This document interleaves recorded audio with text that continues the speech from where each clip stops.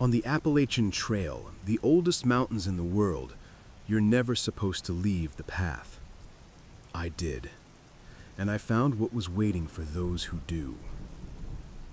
My name is Mark, and I'm a history buff. For me, the Appalachian Trail isn't just a hike, it's a walk through the past. Last October, I decided to hike a notoriously haunted section of the trail through the Roan Highlands of North Carolina. The air was cold, the leaves were a riot of orange and blood red, and the atmosphere was thick with Appalachian folklore. I was looking for ghost stories. I didn't realize I was about to become one. I was 3 days into my hike, miles from any road, when I saw it. It wasn't on any of my maps, but just off the main white-blazed trail, there was a faint, narrow path, almost swallowed by overgrown rhododendrons. It felt wrong. The main trail was loud with the crunch of leaves and the chatter of squirrels, but this side path was utterly silent. Against my better judgment, my curiosity took over. I pushed through the branches and stepped onto the path. After just 100 yards, the dense woods opened into a small, perfectly circular clearing. In the center was a campsite, but it was ancient. A bright orange A-frame tent from the 1980s sagged against the ground, its fabric rotted and torn. A rusted cook stove sat on a flat rock, as if its owner had just stepped away for a minute 30 years ago. It looked like the entire site had been abandoned in an instant. A cold dread settled over me.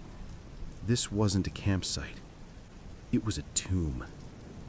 I unzipped the rotting tent flap, and a wave of mildew and decay washed over me. Inside, a moldy sleeping bag was laid out, and next to it was a waterproof map case. I pulled it out. Tucked behind the map was a small, leather-bound field journal. My hands were shaking as I opened it. The journal belonged to a thru hiker named Thomas. The first few entries were normal: mile counts, notes on water sources, complaints about the rain. But as the entries progressed, the tone changed. He wrote about becoming disoriented, about leaving the main trail to find a shortcut. He described finding this exact clearing. Then the entries became frantic. October 12th, 1984. I keep hearing it. A woman's voice, singing. It's beautiful, but it feels hungry. It's coming from deeper in the woods. His handwriting grew sloppy. October 13th, 1984. The singing was closer last night. I stayed in my tent, but I don't think it helped. I saw a shadow move between the trees. I'm scared to leave. I'm scared to stay. The final entry was a nearly illegible scrawl. October 14th. It's not a song, it's a call. She's here. I can't run. She's so beautiful and so hungry. I have to see her. I have to. The entry just stopped. I slammed the journal shut, my heart hammering against my ribs. I had to get out. The sun was setting, and the clearing was sinking into a deep, cold shadow. I turned to run back the way I came, and that's when I heard it. Faint, high, and impossibly clear, coming from the trees right behind me, a woman's voice, humming a simple, ancient tune. I sprinted. I didn't look back. I crashed through the rhododendrons, branches whipping my face, the humming swelling in my ears, seeming to come from all directions at once. I burst back onto the main Appalachian Trail, collapsing to my knees, gasping for air. I hiked for another 2 hours in the dark, my headlamp cutting a frantic tunnel through the blackness until I reached the safety of a crowded shelter. I never told anyone what I found. I was afraid they'd think I was crazy. A week later, after I was safely home, I did some research. I looked up old Appalachian folklore from that specific region. I found stories of the Spearfinger, a witch-like creature that lured lost travelers by shape-shifting or with a beautiful song. But I also found darker, more obscure legends. Local stories of the hunger paths, false trails that appear to hikers who are curious or lost.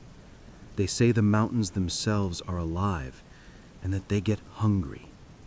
They create these paths to lure people off the trail, setting traps baited with mystery, just like the one I found. Thomas wasn't the first, and I almost wasn't the last. I don't know what I heard that day. A ghost? A local legend? Or was it just the wind? All I know is that I found a journal from 1984, and I heard the exact same song that led its author to his death. Sometimes, on the Appalachian Trail, the worst thing you can do is be curious. On the Appalachian Trail, I carried a $400 GPS tracker to keep me safe. It ended up being the very thing that marked me as prey. My trail name was Atlas, and by early October, I'd earned it. I was a solo male thru hiker, and I was meticulous. I planned every water source, every elevation change, every resupply. My family had only agreed to let me go if I carried a satellite GPS tracker, and I dutifully kept it clipped to my pack strap, its public-facing map link shared with my family so they could watch my little dot crawl north. The trail community felt incredibly safe, a rolling family of like-minded souls, and the peak of that community spirit was trail magic. I was hiking through a beautiful, isolated section of Virginia when I smelled it. Barbecue. I quickened my pace, my stomach rumbling, and emerged to a road crossing to a perfect sight. A man, in his 40s, with a kind, weathered face, was grilling hot dogs under a pop-up tent. He had coolers full of cold sodas and a table overflowing with snacks. "Welcome to the magic, Atlas," he called out, his voice booming and friendly. He introduced himself as Grizzly, a former thru hiker from '09. I felt an immediate sense of relief and gratitude. We talked for 20 minutes as I ate, swapping stories about the trail. He asked where I was heading. "Trying to make the Chestnut Knob shelter before dark," I said. He nodded, looking at his watch. "Ambitious. That's a brutal climb, especially after that stealth spot you picked last night. You must be tired." My blood ran cold. I hadn't just picked a stealth spot. I'd gotten lost in the dark and ended up camping a full mile off trail in a random patch of woods. It wasn't on any map, and I hadn't seen another hiker in 24 hours. There was absolutely no way he could have known that. How did you know where I camped?" I asked, my voice barely a whisper. His friendly smile didn't change, but his eyes were suddenly cold, calculating. "Oh, I keep an eye on folks out here. It's a dangerous trail for a hiker alone." He reached into his pocket and pulled out his smartphone. "You're Mark, right?" He said my real name. My real name. The one not on my pack, not in any trail register, the one I hadn't used in months. He turned his phone screen toward me. On it was a satellite map. My map. A live feed from my private GPS tracker. He had been following my dot for days, maybe weeks. He knew every place I'd stopped, every time I'd rested, and exactly where I'd slept.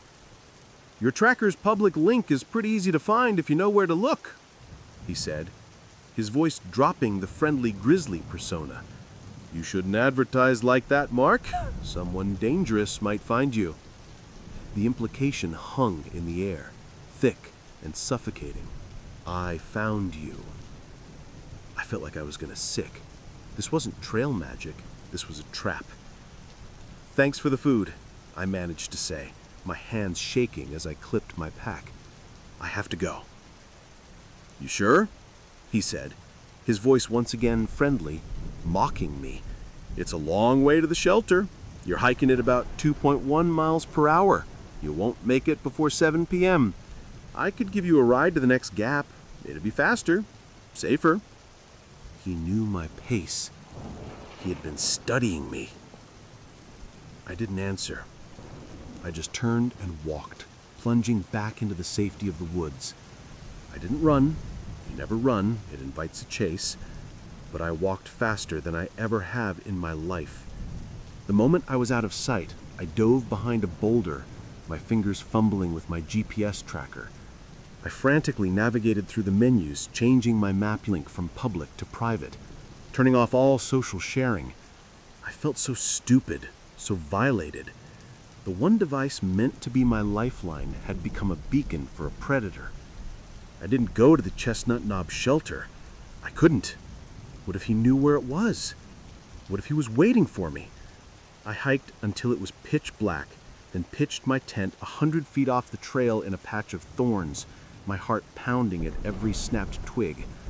I didn't sleep. The next day, I reached another road. I was terrified he'd be there, waiting with his coolers and his cold eyes. The pull-off was empty, but as I crossed the asphalt, I saw it. Scratched in the dust on the guardrail was a single word. Mark. He was playing with me, letting me know he was still out there, watching. The rest of my hike was a paranoid nightmare.